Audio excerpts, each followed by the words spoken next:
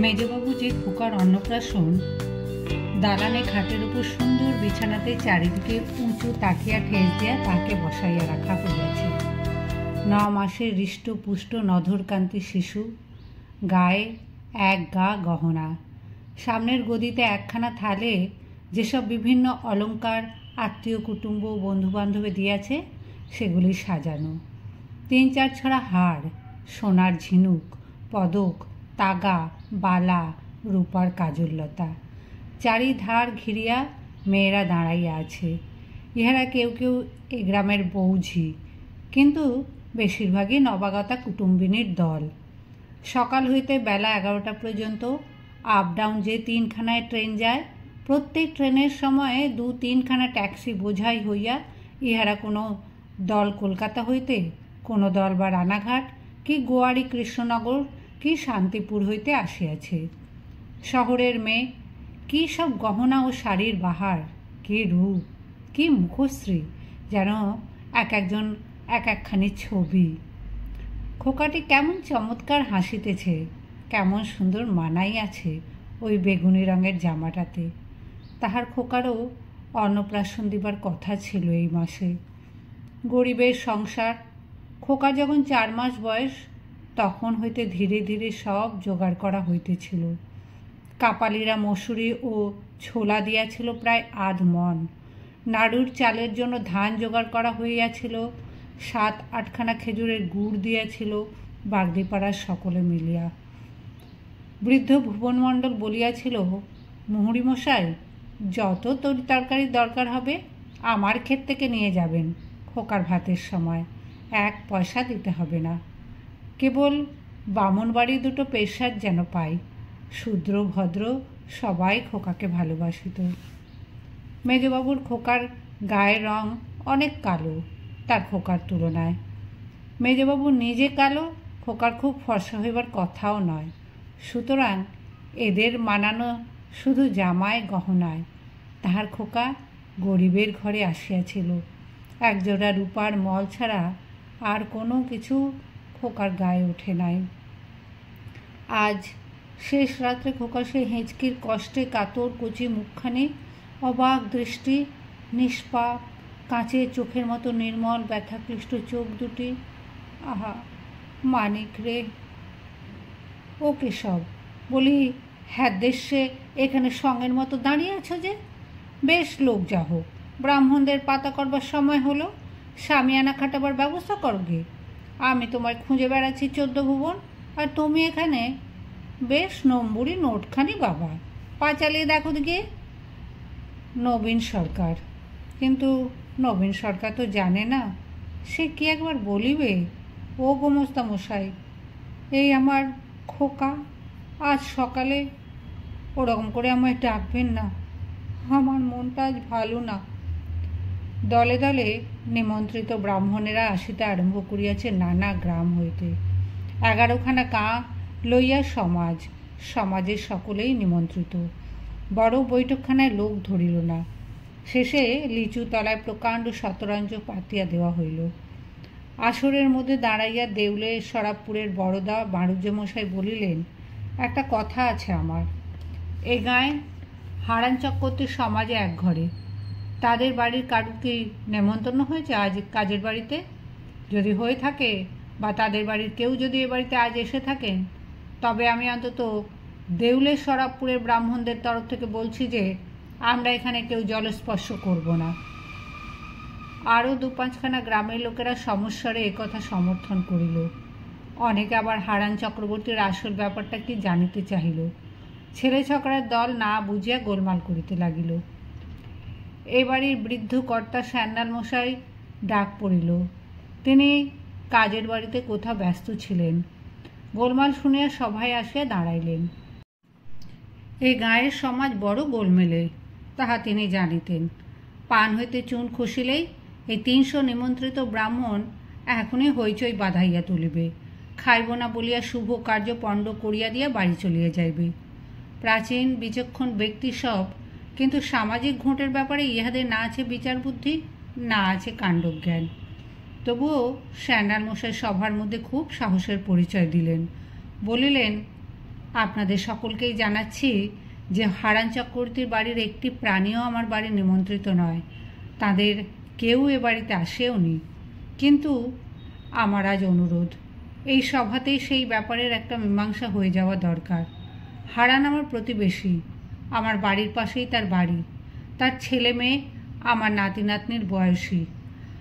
আজ আমার বাড়ির কাজ, আর তারা মুখ চুন করে বাড়ি বসে থাকবে, এ বাড়িতে আসতে পারবে না, খুদ কুঁড়ো যা দুটো রান্না হয়েছে তা মুখে দিতে পারবে না, এতে আমার মন ভালো নেয় না।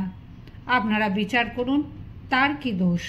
আমাদের গাঁয়ের লোক মিলে আজ সকালে একটা মিটিং আমরা এ নিয়ে করেছিলাম, কিন্তু সকলে উপস্থিত না হলে ব্যাপারটা উত্থাপন করা ভালো নয় বলে আমরা বন্ধ রেখেছি। আমার যদি মত শোনেন, আমি বলি হারান চক্রবর্তীর মেয়ে নির্দোষ, তাকে সমাজে নিতে দোষ নেই। ইহার পর ঘণ্টা 2 ব্যাপী তুমুল বাকযুদ্ধ শুরু হইল। আজ সকালবেলার মতোই। এই সবাই বক্তা, শ্রোতা কেহ নাই। চড়া গলায় সকলেই কথা বলে, কথার মধ্যে যুক্তিতর্কের বালাই নাই। দেখা গেল এই গাঁয়ের হারান চক্রবর্তীর ব্যাপার লইয়া দুটো দল। একদল তাহাকে ও তাহার মেয়েকে এক ঘরে করিয়া রাখিবার পক্ষে মত দিল, অপরপক্ষ ইহার বিরুদ্ধে। হারান চক্রবর্তীর ডাক পড়িল। তার বয়স যদিও খুব বেশি নয়, কিন্তু কানে একেবারে শুনিতে পান না। টাইফয়েড হইয়া অল্প বয়স হইতেই কান দুটি গিয়াছে। তিনি হাত জোর করিয়া নিবেদন করিলেন, তাহার মেয়েকে তিনি ভালো রকমই জানেন, তার ভাবচরিত্র সৎ। যে ছেলেটিকে লইয়া এই কথা উঠিয়াছে, গাঙ্গুলি বাড়ির সেই ছেলেটি কলেজের পাশ, উঁচু নজরে কাহারও দিকে চায় না। ছেলেবেলা হইতেই বিদ্যুতের সঙ্গে ভাই বোনের মতো মেশামেশি, এর মধ্যে কেউ যে কিছু দোষ ধরিতে পারে ইত্যাদি। তাহার উত্তরে বিরুদ্ধ দলের কর্তা কুমার চক্রবর্তী রাগিয়া উঠিয়া যাহা বলিলেন তাহা আমাদের মনে আছে, কিন্তু সেসব কথা পাড়া গাঁয়ের দলাদলি, সভায় উচ্চারিত হইতে পারিলেও ছাপার অক্ষরে প্রকাশ করিবার যোগ্য নয়। অনেক করিয়াও হারান চক্রবর্তীর হিতাকাঙ্ক্ষীর দল কিছু করিতে পারিল না। কুমার চক্রবর্তীর দলই প্রবল হইল। আসলে বিদ্যুৎ যে খুব ভালো মেয়ে, বিদ্যুতের মনটি বড় নরম, পাড়ার আপদে বিপদে ডাকলেই ছুটিয়া আসে এবং বুক দিয়া পড়িয়া উপকার করে। তাহার উপর সে ছেলে মানুষ, এখনও তত বুঝিবার বয়স হয় নাই। বৃদ্ধের দলের আসল যুক্তি এই, কিন্তু এই সত্য কথা সভায় দাঁড়াইয়া বলা যায় না। কুমার চক্রবর্তীর দলের লোকেরা বলিল, সেবার সুরেনের মেয়ের বিয়ের সময় আমরা তো বলে দিয়েছিলাম বিদ্যুৎ সুশীলদের বাড়ি যাতায়াত বা সুশীলের সঙ্গে মেলামেশা বন্ধ করুক। 1 বছর আমরা যদি দেখি সে আমাদের কথা মেনে চলেছে, তবে আমরা তাদের দলে তুলে নেব। কিন্তু সে কি তা শুনেছে? হারান চক্রবর্তী বলিলেন, কই, কে দেখেছে? বলুক, কবে আমার মেয়ে এই 1 বছরের মধ্যে। কিন্তু এমন ক্ষেত্রে পাড়া গাঁয়ে দেখিবার লোকের অভাব হয় না। দেখিয়াছে বই কি, বহু লোক দেখিয়াছে। পরের বাড়ি কোথায় কি হইতেছে দেখিবার জন্য যাহারা উৎপাতিয়া থাকে, তাদের চোখে অত সহজে ধুলা দেওয়া চলে না।